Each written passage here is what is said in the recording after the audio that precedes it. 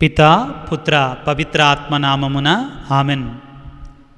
ప్రియ సహోదరి సహోదరులారా, ఈనాటి వాక్య పరిచర్యకి మేమందరినీ కూడా ప్రేమతో ఆహ్వానిస్తున్నాను.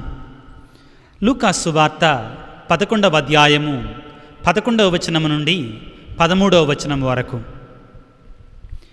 మీలో ఏ తండ్రి అయినా కుమారుడు చేపను అడిగినచో పామును ఇచ్చునా, గ్రుడ్డును అడిగినచో తేలుని ఇచ్చునా? మీరు ఎంత చెడ్డవారైనను మీ బిడ్డలకు మంచి వస్తువులనిచ్చుట మీకు తెలియను కదా. పరలోకమందున్న మీ తండ్రి తనను అడిగిన వారికి ఇంకా ఎంత ఎక్కువగా పవిత్రాత్మని ఇచ్చుడో ఊహింపుడు. క్రీస్తునాథుని యందు ప్రియ దేవుని బిడ్డలారా,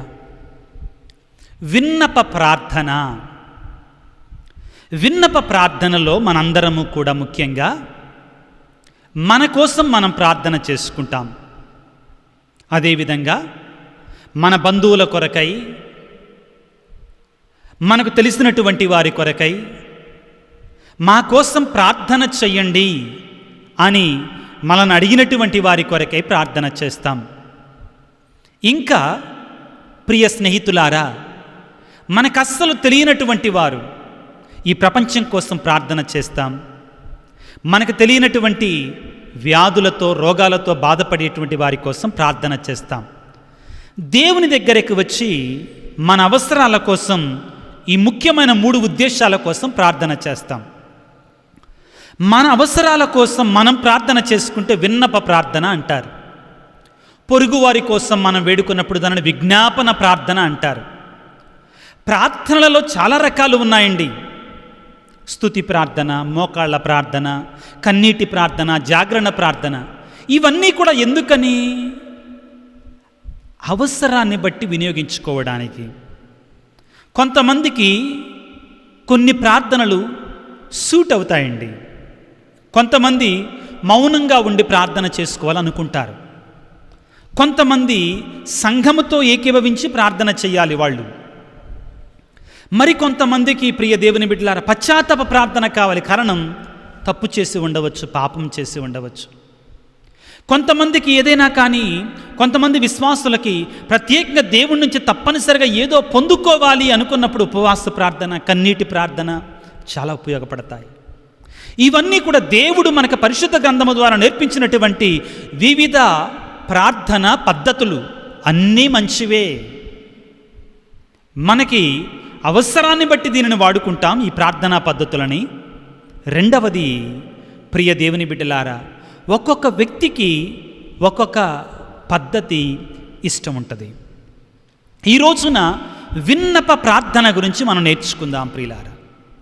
మన అవసరాలకు, వ్యక్తిగత అవసరాల కోసం దేవుని వేడుకోవటం, దేవుని ప్రార్థన చేయడం.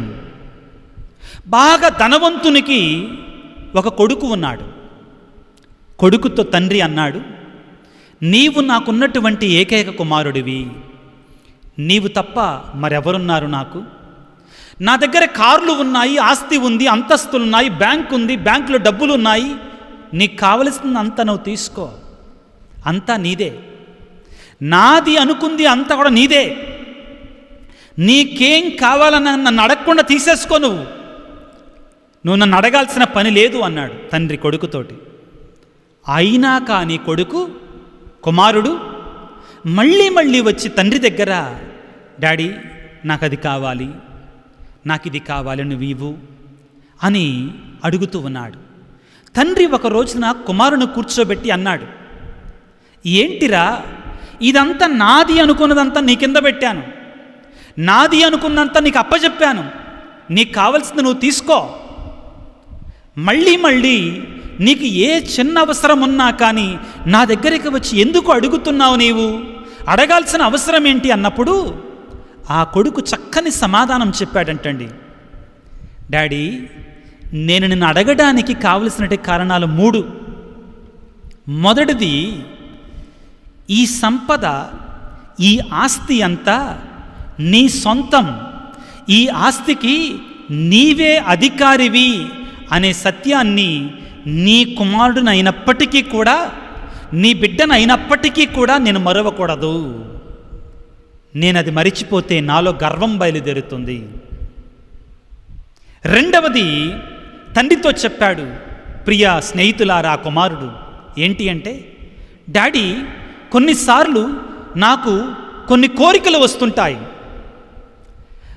నేను యవ్వన ప్రాయంలో ఉన్నా కాబట్టి నాకు తెలియదు ఆ కోరిక నాకు మంచి చేస్తుందా చెడు చేస్తుందా, అది మంచి కోరిక చెడు కోరిక, నేను దానికోసం డబ్బును కానీ ధనాన్ని కానీ ఆస్తిని కానీ వినియోగించవచ్చా వినియోగించకూడదో నాకు తెలియదు.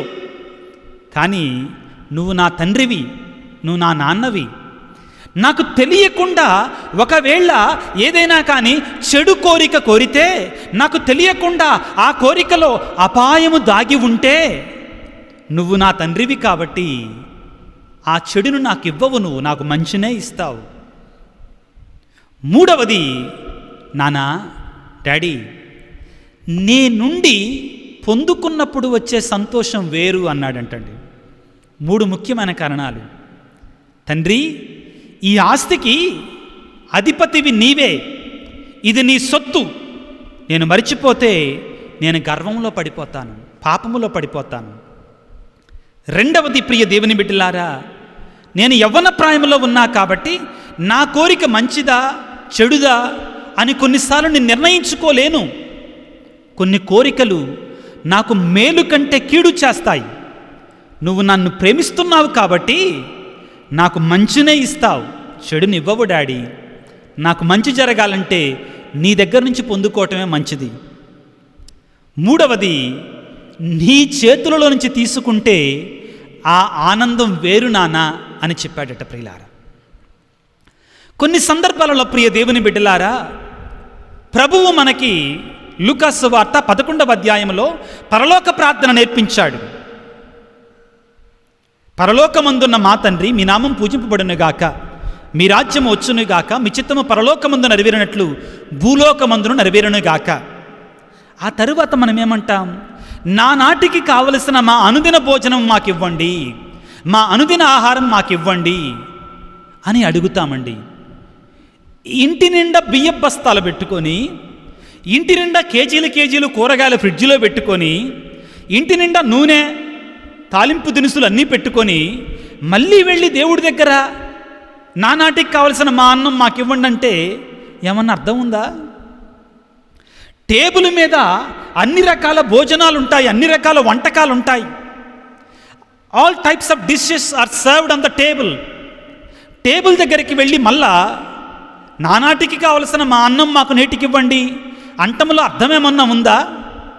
ఉంది ప్రియులారా, జాగ్రత్తగా ఆలకించండి.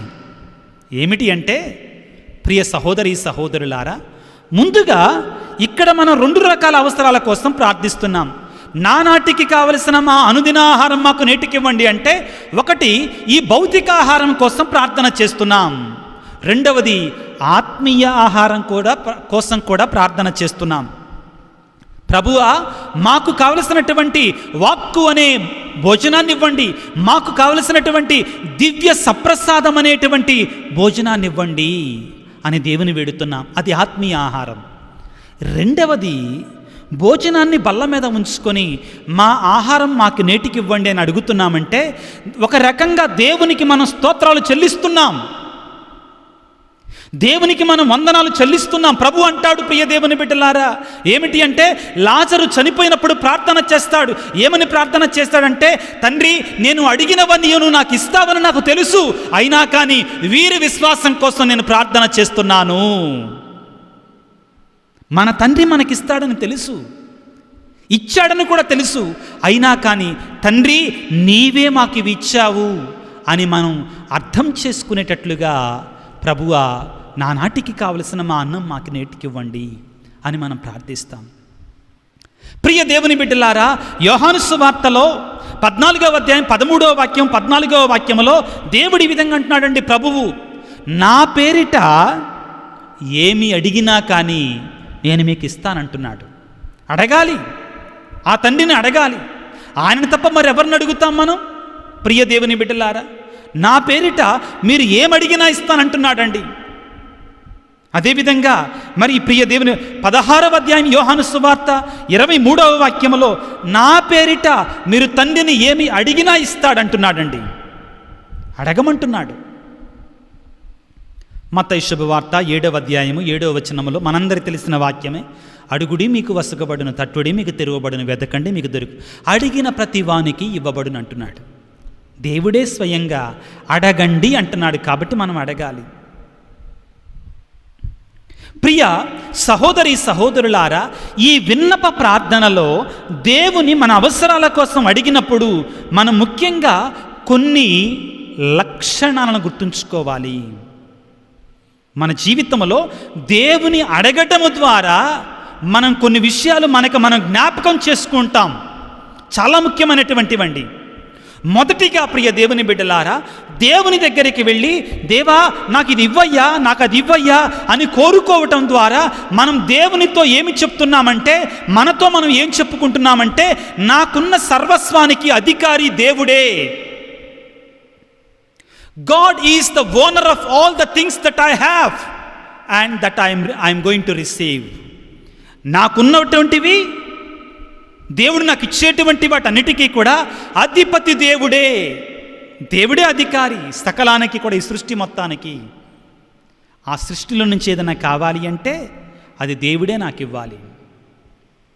ఆదికాండం 1వ అధ్యాయం 27వ వాక్యములో దేవుడు అంటాడు, ప్రియ మీరు భూమిని ఆక్రమించుకొని కష్టపడి సంపాదించుకొని అభివృద్ధి చెందండి అంటాడు. మీ కింద ఉంచుతున్నాను వీటన్నింటినీ కూడా, ఆకాశమునందలి నక్షత్రములను, అదేవిధంగా భూమి మీద సంచరించే జంతువులన్నింటిని, మొక్కలన్నింటినీ కూడా మీ కింద ఉంచుతాను, మీరు వాడుకోండి వాటిని అంటాడు. గుర్తుంచుకోవాలి ప్రియ దేవుని బిడ్డలారా, ఈ సంపదలన్నీ కూడా దేవునివే.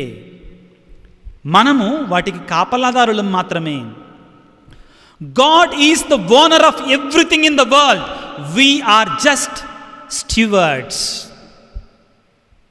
మనం వాటికి దేవుడిచ్చాడు, వినియోగించుకోమని అంతే.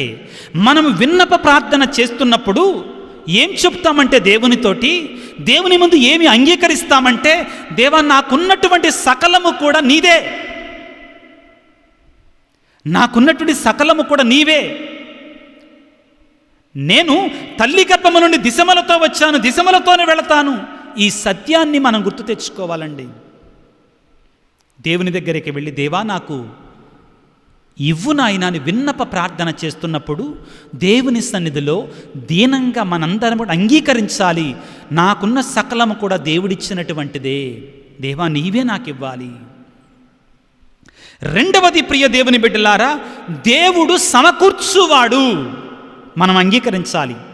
దేవుడు నాకు ఇచ్చేవాడు, దేవుడు నాకు సమకూర్చేవాడు.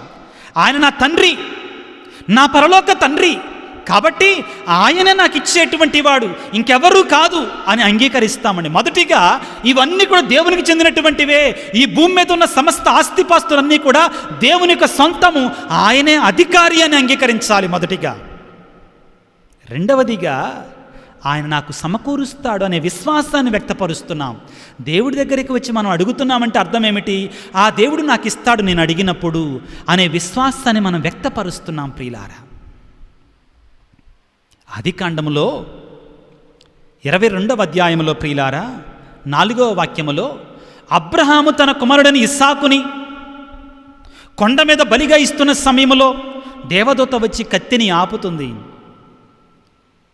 ఆ కుర్రవాడు ప్రియ దేవుని బిడ్డలారా కట్టెల మోపును ఇస్సాకు మోసుకొని వెళుతుండగా, నాయనా కట్టెలున్నవి, నిప్పుంది, మరి బలినివ్వటానికి గొర్రెపిల్ల ఎక్కడంటే అబ్రహాము ఏమంటాడండి, నాయన బలికి కావలసిన గొర్రెపిల్లని దేవుడే సమకూరుస్తాడు. యెహోవా ఈరే, దేవుడు సమకూర్చువాడు. మనము దేవుని దగ్గరికి వచ్చి మన అవసరాల కొరకై విన్నప ప్రార్థన చేసినప్పుడు దేవుని సన్నిధిలో మనం అంగీకరించేది ఏమిటి అంటే, దేవా మాకు నీవు ఇచ్చువాడవై ఉన్నావు, నువ్వే ఇవ్వాలయ్యా, ఇంకెవరు ఇస్తారు నాకు, నీవే ఇవ్వాలి నాకు, ఇంకెవరు ఇవ్వరు. కాబట్టి ప్రియులారా, రెండవదిగా దేవుని సన్నిధిలో మన విన్నపాలు ఉంచినప్పుడు మనం దేవుని సన్నిధిని అంగీకరించేది ఏమిటి అంటే, దేవుడు నాకు ఇచ్చువాడై ఉన్నాడు, ఆయన నాకు సమకూరుస్తాడు. ఆ నమ్మకం, ఆ విశ్వాసం మనం దేవుని సన్నిధిలో వెలిబుచ్చుతున్నామండి. మూడవది ప్రియ దేవుని బిడ్డలారా, ముఖ్యమైనటువంటిది ఏమిటి అంటే, నేను ఏమీ లేనటువంటి వాడిని. ఆ దీనత మనం కనబరచాలి. దేవుడి దగ్గరికి వెళ్ళి, పరిసయుడు సుంకరిలో పరిసయుడు ఏమంటాడు, దేవా నేను వారానికి 2 సార్లు ఉపవాసం ఉంటున్నా, 10వ వంతు కానుకగా ఇస్తున్నా, దేవుడికి ఏమైనా భిక్షమేలేస్తామా మనం? దేవుడే నీకు ఇచ్చాడు, ఆయన ఇచ్చేవాడు నీకు. దేవుడి దగ్గరికి వెళ్ళినప్పుడు ఆ దీనత్వాన్ని ప్రదర్శించాలి. ఎందుకని? నేను ఏమీ లేనటువంటి వాడిని, ఆయన మీద నేను ఆధారపడేటువంటి వాడిని, ఆయన మీద నేను ఆధారపడేటువంటి వారిని. ప్రియ స్నేహితులారా, సామెతల గ్రంథము 3వ అధ్యాయం 5 వాక్యాలలో అంటాడు, ప్రియులారా, నీ సొంత బలము మీద ఆధారపడవద్దు, దేవుని మీద ఆధారపడు. సొంత బలము మీద ఆధారపడువాడు నాశనమగును అంటాడండి. ప్రియ స్నేహితులారా, అదేవిధంగా ప్రియ సహోదరి సహోదరులారా, దేవునిపై ఆధారపడువాడు నాశనము కాడంటండి. దేవునిపై ఆధారపడువాడు నాశనము కాడంటండి. మనము దేవుని దగ్గరికి వచ్చి, దేవా ఇదిగో నాకు ఈ అవసరం ఉందయ్యా, నన్ను ఆదుకో అని చెప్పటం ద్వారా మనం ఏం చెప్తున్నామంటే, తండ్రి నేను ఏమీ లేనటువంటి వాడిని, దీనత్వాన్ని ప్రదర్శించుతున్నాం. మొదటిగా ప్రియ దేవుని బిడ్డలారా, ఇక్కడున్న సకలానికి కూడా, సకల సృష్టికి కూడా అధిపతి దేవుడే, ఆయనే నాకు ఇవ్వాలి. రెండవది ప్రియ దేవుని బిడ్డలారా, దేవుడు సమకూరుస్తాడు నాకు అడిగినప్పుడు, విశ్వాసాన్ని ప్రదర్శిస్తున్నాం. మూడవదిగా ప్రియ దేవుని బిడ్డలారా, మనము దీనత్వాన్ని ప్రదర్శిస్తున్నాం. దేవుడి దగ్గరికి వచ్చి ఆయన నాకు సమకూర్చువాడై ఉన్నాడు, ఆయన నేను ఏమి లేనటువంటి వాడిని, ఆయనే నాకు ఇవ్వాలి అని అడుగుతున్నామండి. నాలుగవది ప్రియ దేవుని బిడ్డలారా, దేవుని అడిగి పొందుకోవటం వలన ఆయన మనకి మంచినే చేస్తాడు కానీ చెడును చేయడండి. ఇది చాలా మంచిదండి. ఇర్మియా గ్రంథంలో 29వ అధ్యాయంలో దేవుడు అంటాడండి, మీ మేలు కొరకే కానీ మీ కీడు కొరకు కాదు. మీ కొరకే రచించిన పథకములు నాకు మాత్రమే తెలియను, మీ మేలు కొరకే కానీ మీ కీడు కొరకు కాదు అంటాడండి. ఆ కుర్రవాడు తండ్రి దగ్గరికి వెళ్ళి, డాడీ నాకు చాలా కోరికలు ఉన్నాయి, కానీ కొన్ని కోరికలు నేను తీర్చుకోవాలనుకుంటే అవి నాకు మేలు కంటే కీడెక్కువ చేస్తాయి కదా, కాబట్టి నిన్ను అడిగాననుకో నాకు ఆ ప్రాబ్లం ఉండదు. అవును కదండి, దేవుడు మనకు మంచినే ఇస్తాడు. చిన్నపిల్లలు ఉంటారు మన కుటుంబాలలో, వాళ్ళకి 2 అంటే బాగా ఇంట్రెస్ట్, నిప్పన్నా నీళ్ళన్నా ఇష్టం. నీళ్ళల్లో ఎంతసేపు ఆడుకోమన్నా ఆడుకుంటారు, కానీ మంచిది కాదు. తల్లి ఏం చేస్తుంది, ఆ పిల్లవాడిని కొద్దిసేపులో తీస్తుంది, పసిపిల్లవాడిని. ఎందుకంటే జలుబు చేసి ఆరోగ్యం వస్తుంది, అనారోగ్యం వస్తుంది. రెండవది, నిప్పులో చేయి పెట్టపోతుంటాడు, తల్లి పెట్టనివ్వదు, ఎందుకంటే అది అపాయము. మనం కూడా అంతేనండి. మానవ మాతృలంగా ప్రియ దేవుని బిడ్డలారా, ఏ కోరిక మనకు మేలు చేస్తుందో, ఏ కోరిక మనకి కీడు చేస్తుందో మనకు తెలియదండి. We don't know. కానీ పరలోక తండ్రి సమస్తాన్ని ఎరిగినటువంటి వాడైనటువంటి ఆయనకి తెలుసు ప్రియులారా, మనకి ఏది మేలు చేస్తుంది, ఏది కీడు చేస్తుంది. కాబట్టి మనం దేవుణ్ణి అడిగామనుకో ఆ ప్రాబ్లం ఉండదు. ఇంకా మనకి ఆయన చూసుకుంటాడు. ఇంకా మనకి ఏదైతే మేలుందో ఆ మేలుకరమైన విషయాలే మనకిస్తాడు, ఆశీర్వాదకరమైన విషయాలే మనకిస్తాడు, దీవెనకరమైన కోరికలే తీరుస్తాడండి. లూకాసు వార్తల 11వ అధ్యాయంలో ఈరోజు మనం చదువుకున్నామండి. మీలో ఏ తండ్రి అయినా కానీ పామునిస్తాడా, తేలునిస్తాడా? ఇవ్వడ కదా. బ్రెడ్ని అడిగితే కానీ, గుడ్డును అడిగితే కానీ ఇవ్వడ కదా. మరి పరలోకమందున్న మీ తండ్రి మీకు ఎంత మంచి వస్తువులు ఇస్తాడో చూడండి.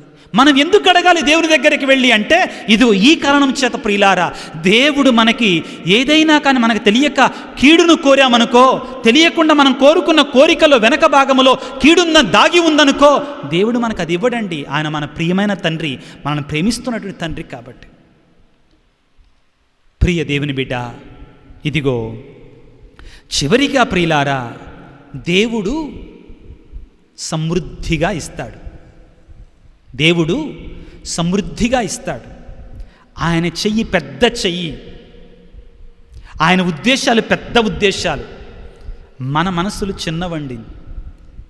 మనం దేవుణ్ణి అడిగితే ఆయన సమృద్ధిగా ఇస్తాడండి.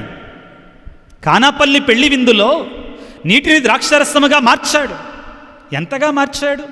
శ్రేష్టమైనటువంటి ద్రాక్షారసాన్ని ఇచ్చాడు. 5,000 మందికి ఆహారాన్ని పంచినప్పుడు 5,000 మందికి భోజనాన్ని పెట్టాడు. పురుషులు మాత్రమే, ఇంకా స్త్రీలు ఉన్నారు, పిల్లలు ఉన్నారండి. సుమారుగా 10,000 మందికి పైన ఉండొచ్చు. తరువాత మళ్ళా 12 గంపలకెత్తారు. సమృద్ధి. ఆయన దగ్గర కొదవలేదు. కాబట్టి ప్రియ దేవుని బిడ్డలారా, ఇదిగో ఈ రోజున మనందరము కూడా దేవుని సన్నిధిలో ఎందుకోసం ప్రార్థన చేయాలి అంటే ఆయన మనకి సమృద్ధిగా ఇస్తాడు. పౌలు గారు ఎంత చక్కగా అంటాడండి, మనం ఊహించిన దానికంటే, మనం కోరుకున్న దానికంటే కూడా అధికముగా ఇచ్చువాడై ఉన్నాడు. ఆయన అడిగామనుకో, ఆయన మనకు అధికంగా ఇస్తాడు. ఈ 5 కారణాలు చాలా ముఖ్యం ప్రియులారా. మొదటిగా దేవుని సన్నిధిలో మన విన్నప ప్రార్థన చేసి, దేవా నాకు ఈ అవసరం ఉందని తెలియజేయటం ద్వారా మనం ఏమని చెప్తున్నామంటే దేవునితోటి, ప్రియులారా ఇదిగో దేవా, ఇక్కడ ఈ ప్రపంచం మీద ఉన్న సమస్తము కూడా నీవే అధిపతివి, ఈ సృష్టికి, ఇందులో ఉన్న సంపదలకి.